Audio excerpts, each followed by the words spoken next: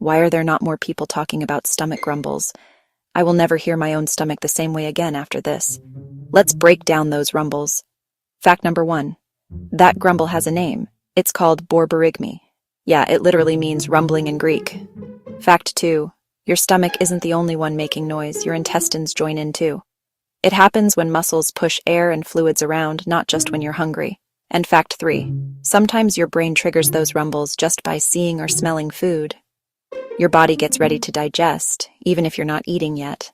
So next time your stomach puts on a symphony, know it's all part of your body's natural rhythm.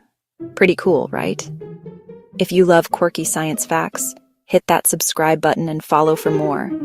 Don't let your stomach be the only one making noise. Join the conversation.